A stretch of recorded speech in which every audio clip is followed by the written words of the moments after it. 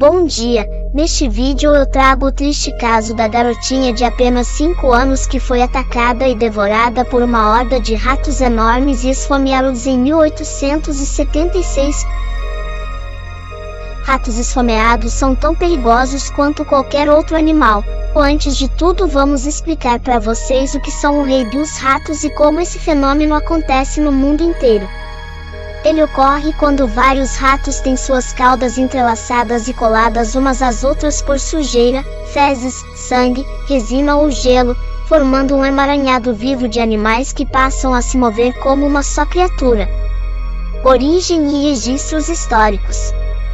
Os relatos mais antigos vêm da Alemanha e do leste europeu, principalmente entre os séculos XV e XVIII. Existem exemplares preservados em museus, como no Museu Mauritiano em Altenburg, Alemanha, onde se guarda um grupo de ratos mumificados presos pelas caudas. Era visto como presságio de desgraça, fome ou peste. Explicação natural.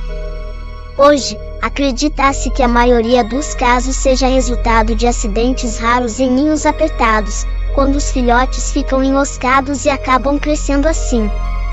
Porém, alguns estudiosos acham que certos casos podem ter sido fraudes preparadas para impressionar. Perigo quando esfomeados. O rei dos ratos em si não tem habilidades sobrenaturais, mas a imagem simbólica é forte, um amontoado de ratos unidos, movendo-se em conjunto. Ratos comuns, quando em grande número e privados de comida, podem se tornar extremamente agressivos. Há relatos de ataques a armazéns, estábulos e até pessoas debilitadas. Em situação de fome extrema, ratos podem praticar canibalismo e morder seres humanos adormecidos. O caso mais chocante ocorreu em março de 1874, quando Greta Hoffmann, uma idosa que vivia sozinha, foi encontrada morta em sua cabana. As autoridades descreveram o corpo como parcialmente devorado, com feridas circulares pequenas, como se dezenas de bocas tivessem se alimentado ao mesmo tempo. No canto do quarto, o padre local relatou ter visto um emaranhado de 20 ou mais ratos, colados pela cauda, respirando como se fossem um só pulmão. Quando os homens tentaram expulsá-los com tochas, a massa avançou em investida, forçando-os a fugir. No verão de 1876, um jovem correspondente de jornal do Depoebo Cheftain recebeu a notícia chocante de que uma matilha de ratos devoradores de homens havia devorado um bebê humano no cume do Pico Piques. O evento alarmante, que deveria parecer fantástico demais para ser verdade, foi relatado pelo soldado John O'Keefe, atendente da estação de sinalização do Pico Piques. Sua função era coletar observações meteorológicas do topo da montanha irregular de 14 metros e reportá-las ao exército dos Estados Unidos por telégrafo. As coisas ficaram solitárias para O'Keefe naquela altitude, onde apenas um alpinista ocasional ou um comboio de burros carregados de suprimentos passava. O turismo ainda não havia chegado à montanha. De acordo com um relato de O'Keefe, no qual ele se identificou como o pai do bebê, o dia do ataque começou bastante calmo. Sua esposa havia levado sua filha bebê, Ellen O'Keefe, para uma visita em seu posto de altitude.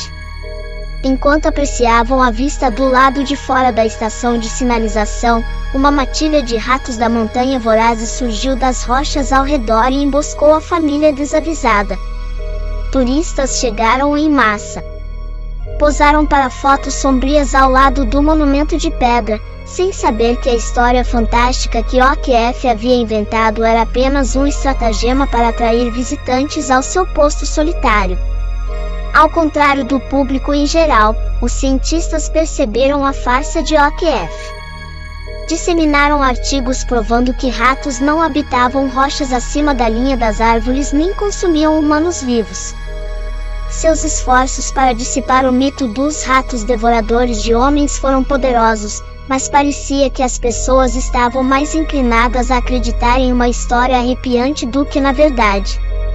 Vários meses se passaram até que o The Rocky Mountain News descobrisse que O'Keefe não era pai nem marido, e que o ataque nunca havia acontecido.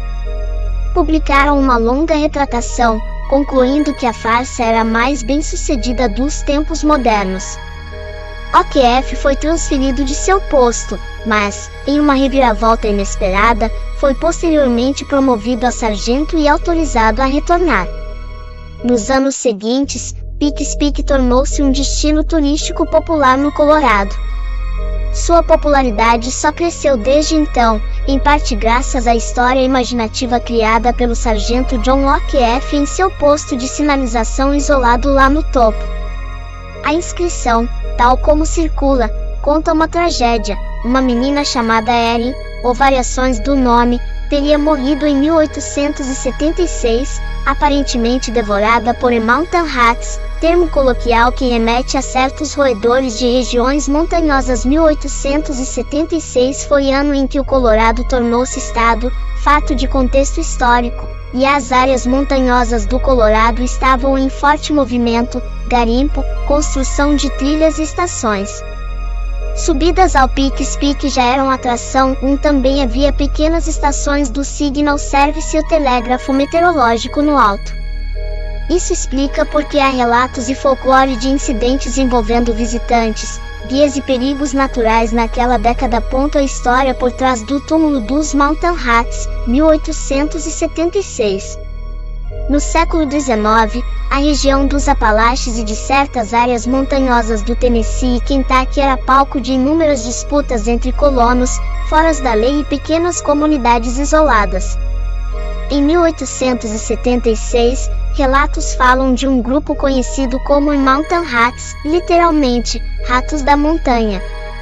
Eles não eram exatamente um bando organizado de criminosos como Jesse James, mas sim uma mistura de mineiros desertores, ex-confederados que se recusaram a voltar à vida civil e caçadores que viviam à margem da lei. Por conta do isolamento, ganharam fama de saqueadores e emboscadores. Caravanas e mercadores que atravessavam os vales relatavam ataques noturnos, sempre atribuídos aos tais e Mountain Rats.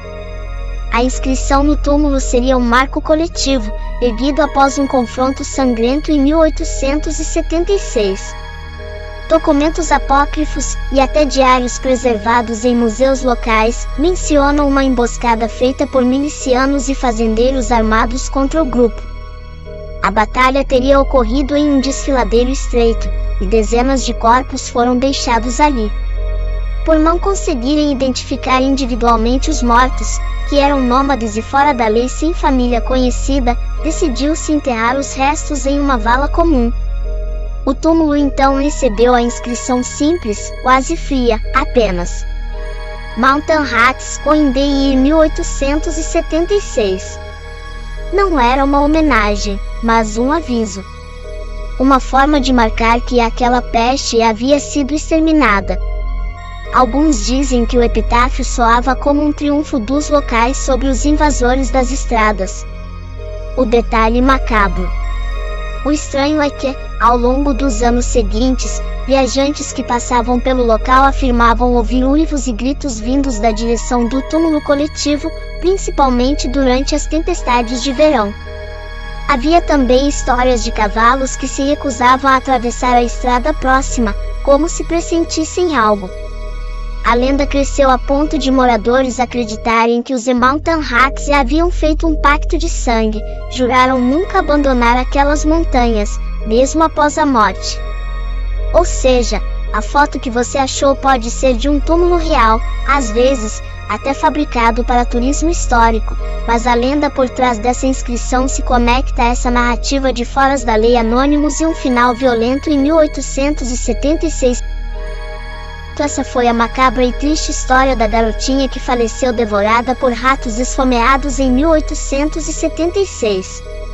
Não esqueça de se inscrever no canal, pois como podem ver este canal é novo e precisa da sua ajuda, inscrição e likes. Um abraço a todos e até breve. Compartilhem o vídeo pessoal.